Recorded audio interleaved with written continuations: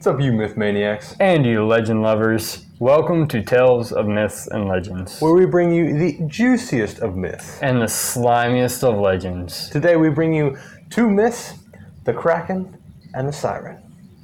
Let's get into it. Let's see it. Let's solve this mystery.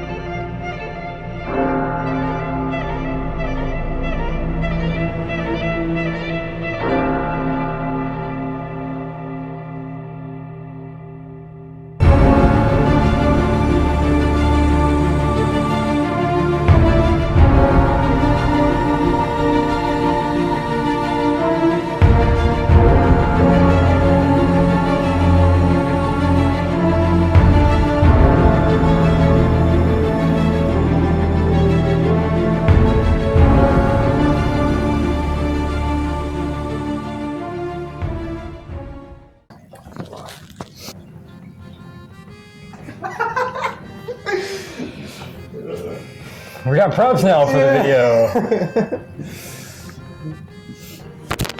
The Kraken! Dude, it's like... No, I dropped my mic. He's like almost solely covering you.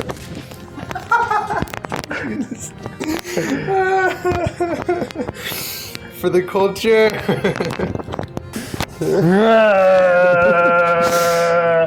Oh my gosh. There you go. Good boy here. The Kraken. Don't laugh! You're laughing too much about that. Let's go. You must go, Kraken. Let's go. The Kraken must go! Okay. There's your mini Kraken. What? Your mini Kraken. My mini Kraken. No. My mini Kraken. The Kraken. Today I will be talking about the Kraken. The wonderful and alleged myth, the giant of the sea. A bigger version of what's on my computer. Pretty much, yeah. The legend of the Kraken has lived in the hearts and minds of people all over the world for centuries. The myth first emerged in the tales of the people of the North, such as Vikings, Icelandics, and Norwegians, to name a few. The Kraken is a huge squid-like creature that has the capabilities to bring down a full-sized ship with ease. The legend states that the beast had a body so large that it could be mistaken for an island by unsuspecting sailors, the ability to generate giant whirlpools, and rings of waves that could extend many miles, which I had no idea was the case. Hey, look over there! There's an island! Nope, never mind. Swim the way, boys, swim! Exactly. Enormous tentacles that could encircle a ship and drag it below surface, mile-long tentacles, and the legend also adds that it was a man-eater, so it hunted actively for men. Oh, and when it wasn't feasting on human flesh, it is said to have the capabilities of consuming an entire school of fish in one bite. Did you just say the tentacles are a mile long? A mile-long tentacle. That means if it was all the way out, that thing is over 2 miles. Yes. It can be mistaken for a landmass, okay? Why in the... No! This is the legend of the Kraken. What'd you expect? Some puny little octopus? No. I wasn't expecting the tentacle to be a mile long. Alright? They fear this beast. I now officially fear this beast.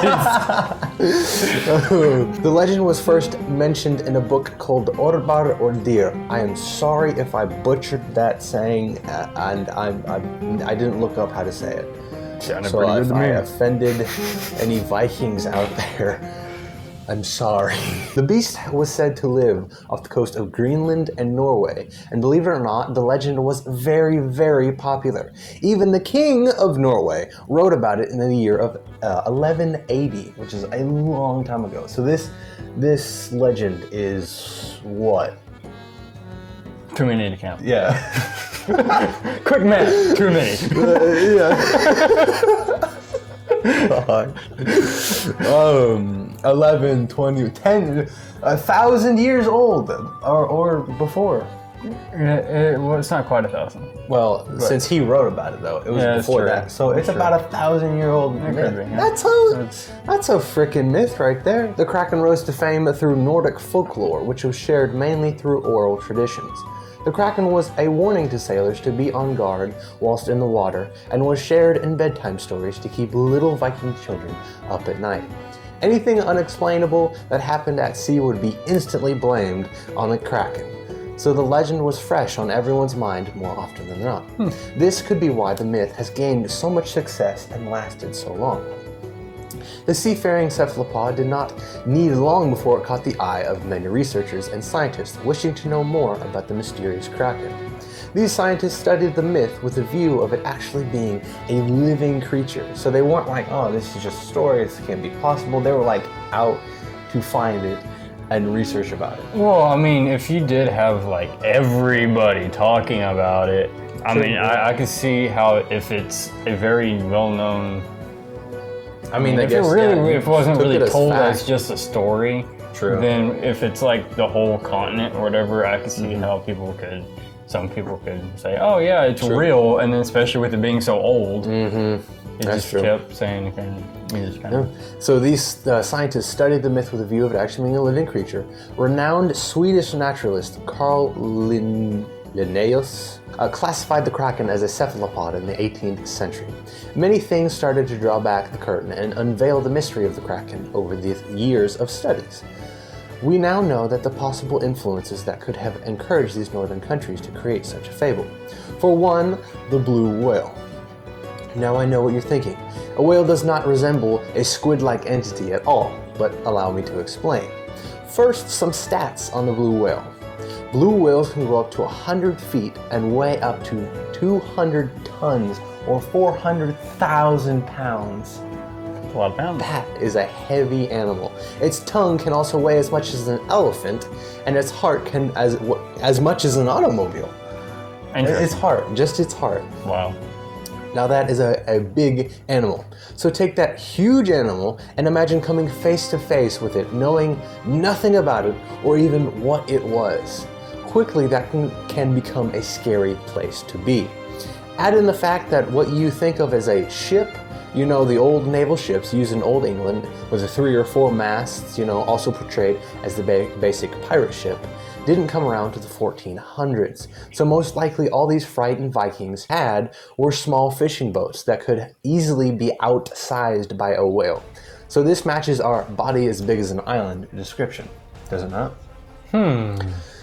I mean, you think about a whale right now. If you were to go face to face with a whale in a huge ship, you know, even, you know, I don't know, a yacht, it's still almost as big as your ship. And that is a huge creature. Yeah. Huge creature. And they had no idea about it. So, I mean, you know, I can see how a story was sparked from that. The other animal that might have been a big influence in this tale is an animal we now know today as the giant squid. Now, giant squid can be a rare sighting, and not much is known about these majestic creatures, but it is thought that they have the capabilities to grow up to 66 feet in length. However, the longest ever captured and measured by scientists only reached a mere 43 feet. And I did not know this, but I did some research afterwards. We have only caught 2 live specimens of giant squid. Interesting. That's it. And another thing, you said it grew up to 66 feet, and the longest one recorded would be 43. How did they know it could go to 66? Most likely it was either a juvenile or they look at it and base it on other cephalopods and say, okay, so this one was growing. So I mean, that makes they sense. just threw a number out there. I don't know. These are scientists. This is not me. Okay, I don't know. I supposed to know this. I took the word. All right, I don't know. But still, in comparison to the blue whale, that is about half its length, and still a sight to behold. I mean, it's a half a whale worth of squid right there. That's I can see that one being more likely one of the ones that they saw, meaning that the kraken is right. A giant squid, pretty much. Yeah. I mean, it could have been like 2 or 3 sightings, all just swirling around, and they just, poof, there's the kraken, you know? Giant squid and a whale fighting each other. It's the kraken! It's the kraken! Giant squid have 8 arms with 2-inch suckers and 2 feeding tentacles that can have the ability to reach out and grab prey that have a length of 30 feet. Yeah, those are long arms. These tentacles are filled with sharp, knife-like teeth that are used to hold its food. The giant squid also have 2 huge eyes that grow up to the size of your average dinner plate, so 12 inches in diameter. Yeah, that's pretty daggone big. An eye. Their eye. Yeah. This feature, along with the description of a beak for a mouth, is fully aligned with the early tellings of the tale of the kraken. So, tellings of the kraken has the giant eye as big as a dinner plate, you know, and it's got a beak for a mouth. So, most likely what they saw was a squid.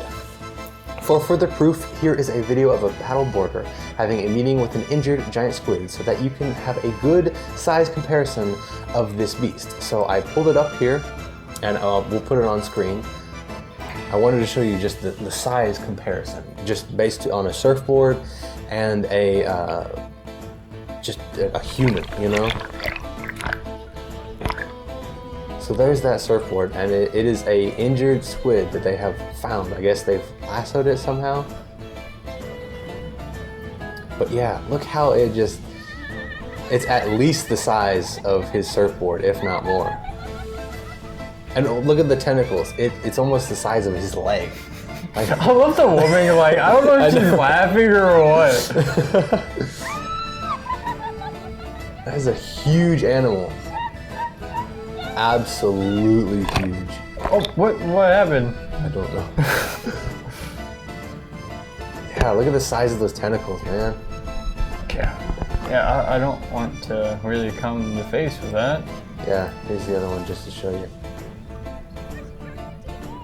That is cool, though. Absolutely. That would be so cool. Oh yeah, absolutely. Now in the video, I would like to point out that this is not what I would call a full-size giant squid, okay? You have to take into account that most, if not all of its limbs have been severely severed and damaged along with most of its body, and still this animal makes the surfboard look small. So if you go back, you can see a lot of its tentacles had been just completely severed in half, it looks like, and a giant bite taken out of this. So it is not by any means a healthy, full-size squid. Okay, so I shared this video with you guys not only to show you the size of the giant squid, but to also show you that it is totally possible for a squid that size to venture to shallower water, such as you see in the video, because they are not far from the coast. In fact, if you notice, you can actually see the coastline in the video, right here. That is not far from that beach at all.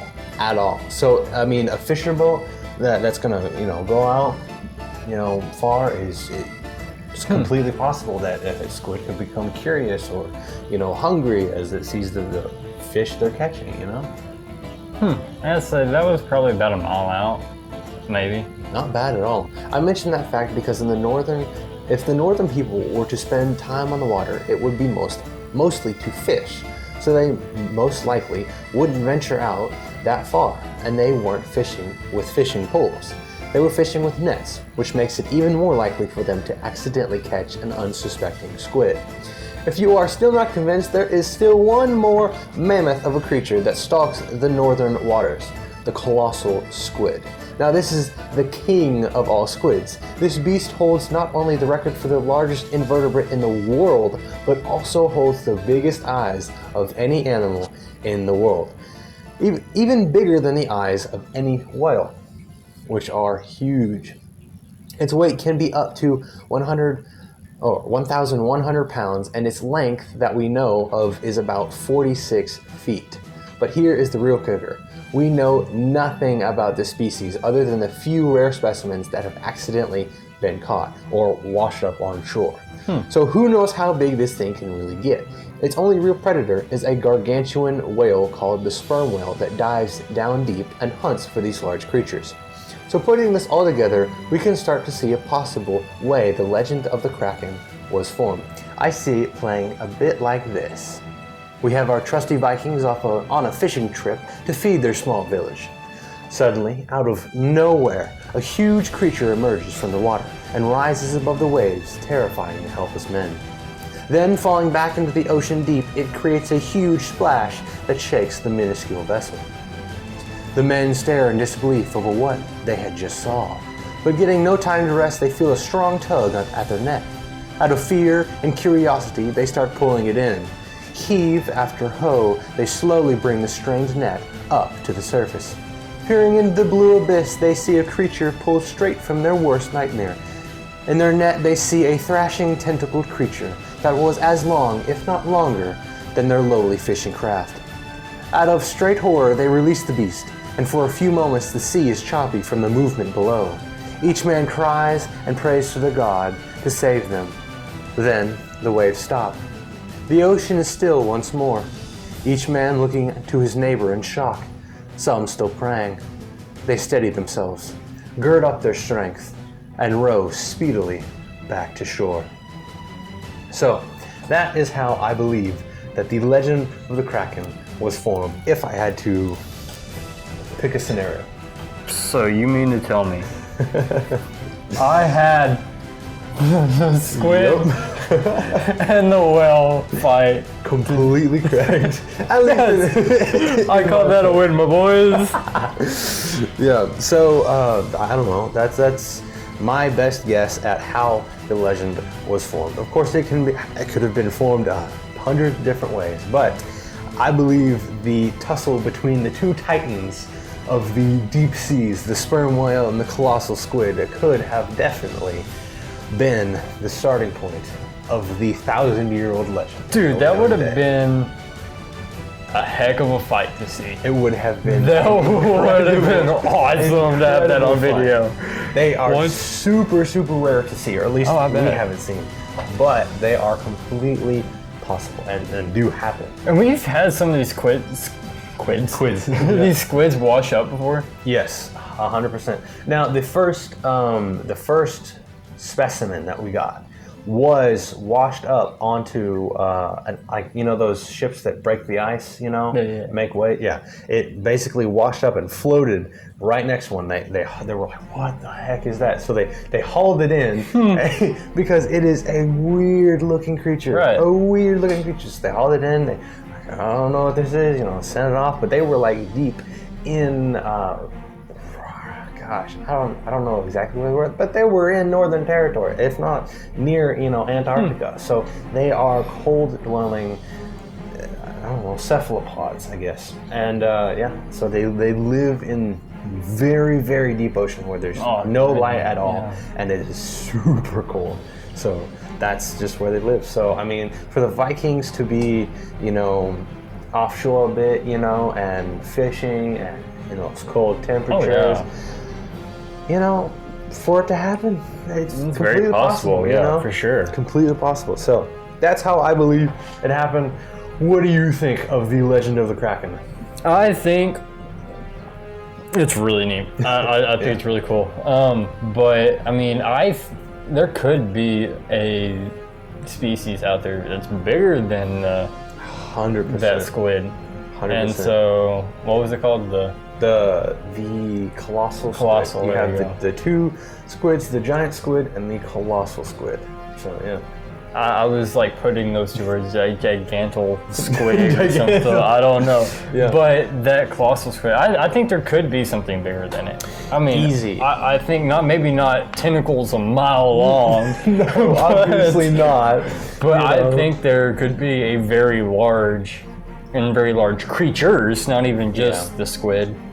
Definitely. But even more like megalodons type stuff, which we'll most likely do some about that too. Yeah, I mean, I've heard it said, we have explored only about 85% of our oceans, and out of that, what, 15%? Yeah. Is like 2% has been in those deep parts of the regions because they're so hard to get to. And well, we don't have the technology No. for something to be that under pressure. Yeah. Well, I mean, we have just on the cusp of actually getting down there. You know, it's right now unmanned vehicles, of course. But like, even when it's down there, the light that shines, it's not very far. You know, it's literally just like, you know, a microscope on Mount Everest. For sure. You know, we're trying to figure out as much as we can with as little we have. Yeah, exactly. So it is completely and utterly possible for something huge to be like that. For sure. For sure. That's crazy. The gargantuans of the deep are very, very interesting. Hello everyone, and sorry to break in because this is us from the future, as you can tell from the difference in apparel, but we have already almost fully edited the video you are watching now, and we noticed some problems in the video. We do not have an entire section of video for you guys to see, which is the upcoming video. For here on out, we'll throw in some pictures to keep it very entertaining for y'all and as interactive as we can. Now later on, we will have a small clip of the ending of our video. So all in all, sorry for the inconvenience. We were trying our best, but you know how it goes, just having these ups and downs. We thank you for your understanding, and we hope you guys enjoy the rest of the video. Now to continue with the siren. Woohoo! Okay, so I will start off with this.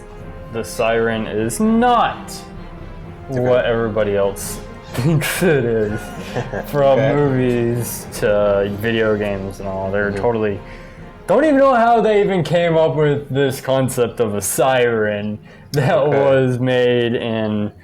So the legends are completely different? The legend is completely different. Really? Yes. Okay. And so, kind of got an idea of what, kind of briefly, but no one knows really exactly how it transferred.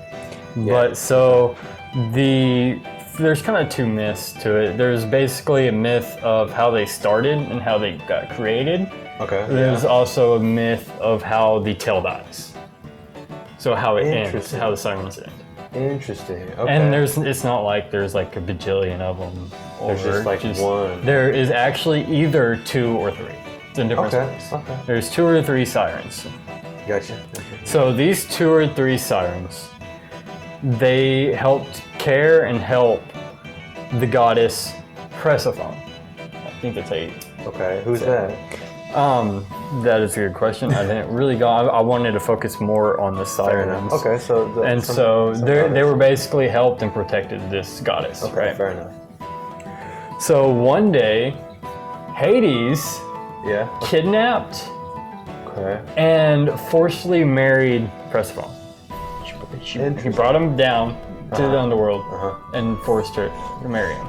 Interesting. Okay, so her mother got worried and was enraged by this. Yeah. So she sent the sirens. She gave them wings.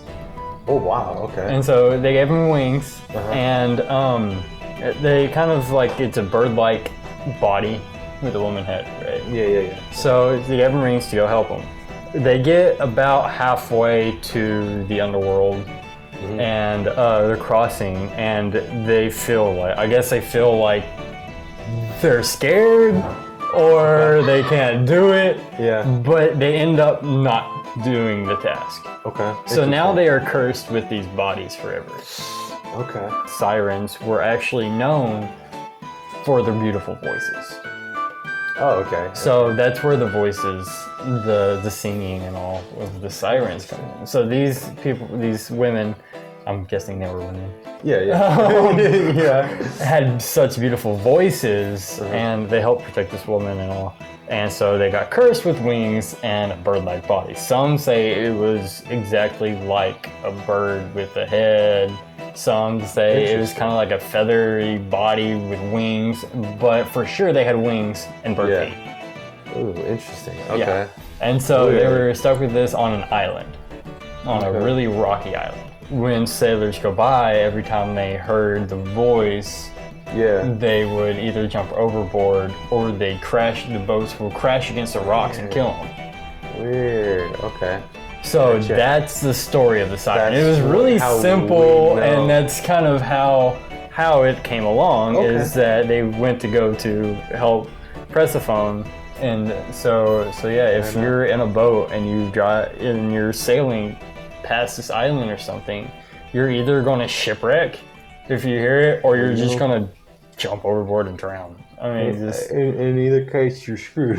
exactly. But nowadays, it's a mermaid type. Yeah. So when I first started my research on the siren, I was seeing that they can morph into female bodies, and they were kind of mermaid. They had a mermaid tail. Yeah. And so they were sexualized to bring the men into the water, and they actually feed on them. Yeah, that's And so that's kind of where Pirates of the Caribbean, they kind of use more that. of the modern day kind of. And so with the mermaid tail and all, but it wasn't a mermaid, and it didn't swim. Interesting. How did we get from a bird to a fish? You know? No. So the second story, I'm not going to go in great detail of it. It was in Homer's Odyssey. I have not read the whole book. I've read parts of it. Yeah. I evidently skipped this part or didn't get to it. So basically, he wanted to hear it and survive. And so him and his, I guess you could call crew, shipmates, whatever, they're on their journey, right? They're going through, and a person warns them about it. It's like, no man is able to live and tell the tale of the siren and what it sounds like and how beautiful it is. And so he wanted to hear it. Yeah. So he told his crew to fill the ears with wax so they can't hear. Yeah, okay. And then they had him tie him to one of the posts. Wow. And no matter how hard he struggled to get off of it while they were going by, don't let him go. Right. Wow. And so his crewmates tie him to this post or pole or whatever. Yeah, probably like the mast or something. That's kind of what I'm thinking. And so they still by it, right? None of his crewmates could hear. The ears full of wax. He's tied to this fence post, or this fence post. This post. This post, and so they still by, and nothing happens, right? He hears the beautiful voices and everything else. Well, what isn't really told about in the legend either is it's kind of, I guess, either along the way this developed since Homer. I've heard that it kind of progressed to this. But so if a man hears it and lives, then they die. What? Then their time is done. They live forever until a man hears it and survives. Whoa. And so there's different ones where they kind of just died. There's different ones they were so scared and everything else, they kind of flopped their bodies into the water and drowned.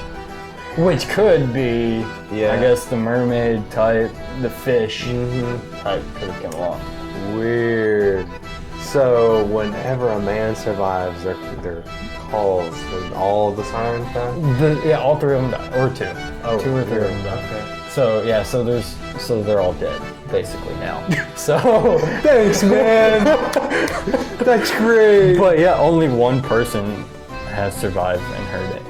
Wow. So. And no more shall there be. And no more shall there be. So yeah. So, wow. So yeah. That's an interesting tale, but that's a crazy tale, man. Yeah, I thought it was interesting, but wow. definitely. So from Greek bird-looking creatures to beautiful singing mermaid sirens. Yeah, that kill you. And feed on you.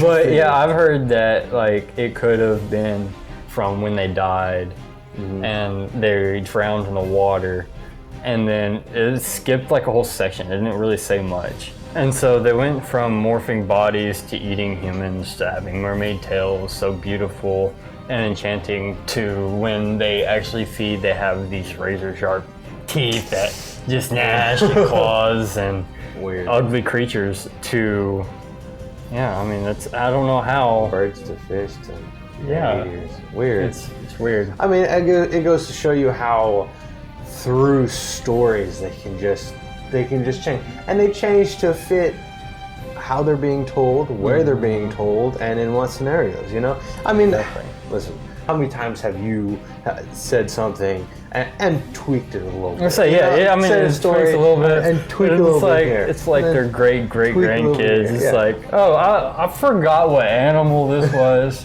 We're gonna go with like a fish, so we're gonna say like a mermaid. Yeah. But they still sing and entice men. Yeah. So that would be a great one. They're still kind of beautiful.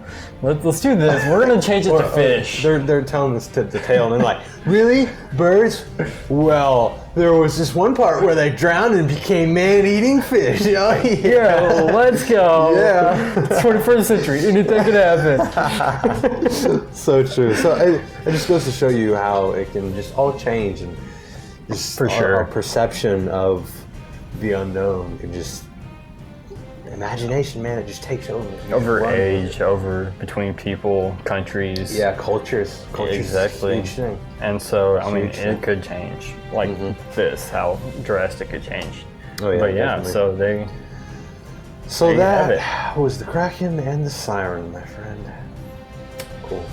I liked it. I thought it was great. It's very interesting. Very. I think what's even more interesting is how it became nowadays. But Right. That's crazy. Cool.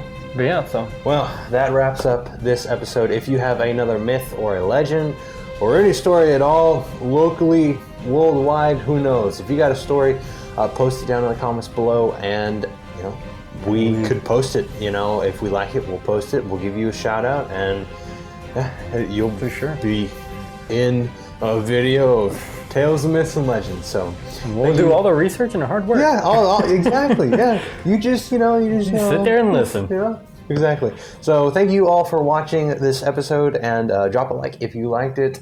I know I sure did. I'm a fan of all these ocean myths, just myths in general. Obviously, that's why we're doing this.